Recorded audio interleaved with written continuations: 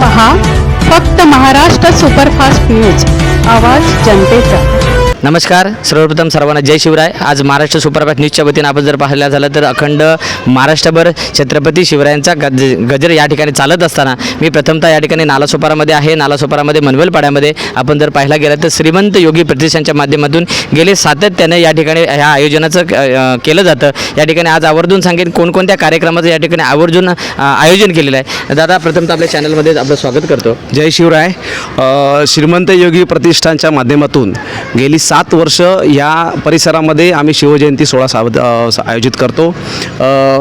आणि श्रीमंत योगी प्रतिष्ठान ही एक संघटना, शिवविचारी संघटना आहे, सामाजिक संघटना आहे। नुसती शिवजयंती न करता इतर वेळी आम्ही संपूर्ण सातत्याने सामाजिक प्रश्नांच्यावरती देखील आम्ही काम करतो।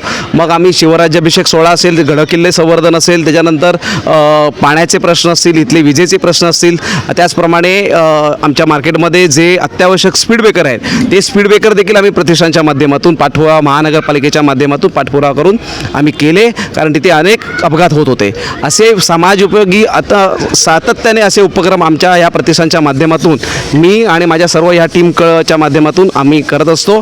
शिवजयंती ही आजच्या तारखेला या आजच्या काळामध्ये किती महत्त्वाची आहे हे आपल्या सर्वांनाच माहिती आहे, कारण बिघडलेली जी सामाजिक परिस्थिती आहे अशा परिस्थितीमध्ये छत्रपती शिवाजी महाराजांच्या आदर्शाशिवाय मला असं वाटत नाही की अजून कोणतं गत्यंतर आहे। त्याच्यामुळे छत्रपती शिवाजी महाराजांची जयंती ही मोठ्या उत्साहामध्ये साजरी झाली पाहिजे। ज्याप्रमाणे आपल्या महाराष्ट्रामध्ये गणेशोत्सव साजरे होतात त्याच पद्धतीने शिवजयंती ही गल्ली गल्लीमध्ये आणि प्रत्येकाच्या घराघरामध्ये साजरी केली पाहिजे, ह्या मताचे आमचं श्रीमंत योगी प्रतिष्ठान आहे आणि त्याच माध्यमातून आम्ही ही आमची वाटचाल अखंड करतो। आजच्या तारखेला बघायला गेलं तर तुमच्यासारखी तरुण मंडळी मला या ठिकाणी पाहायला मिळाली, पण सातत्याने आजच्या ठिकाणी तरुण मंडळी हे क्रिकेटच्या ओघामध्ये गेलेले आहे, तर त्यांना छत्रपती शिवरायांचं महत्त्व संदर्भात आपण काय सांगा? बरोबर, असं आहे की आमच्या निदर्शनात असं आलं आहे की जे क्रिकेटप्रेमी आपले शिवभक्त आहेत, आमच्या प्रतिष्ठानमध्ये देखील असंख्य क्रिकेटप्रेमी शिवभक्त आहेत, परंतु तो समतोल ते राखत आले आहेत। म्हणजे प्रतिष्ठानमध्ये पण तेवढेच कार्यरत आहेत आणि क्रिकेटमध्ये देखील तेवढंच कार्यरत आहे। फक्त एका बाजूने आपण न चालता दोन्ही बाजूंचा समतोल जर आपण, क्रिकेट हे आपला एक खेळ आहे तो पण जोपासला पाहिजे आणि आपली जी काही राजकीय अस्मिता आहे, आपली महाराष्ट्राची अस्मिता आहे, छत्रपती शिवाजी महाराजांचा आदर्श आहे, त्याच्यावरती पण आजच्या तरुणांनी चाललं पाहिजे। सातत्याने गेले 7 वर्ष तुम्हाला जे सदस्य, तुमचे जे सहकारी तुम्हाला जे मदत करतात त्यांना तुम्ही धन्यवाद कसे सांगा? नाही, माझे जे काही सहकारी आहेत ते माझ्या खांद्याला खांदा लावून कसनंच काम करत आहेत। आम्ही अहोरात्र या प्रतिष्ठानसाठी गेली 7 वर्ष सातत्याने आम्ही काम करतोय।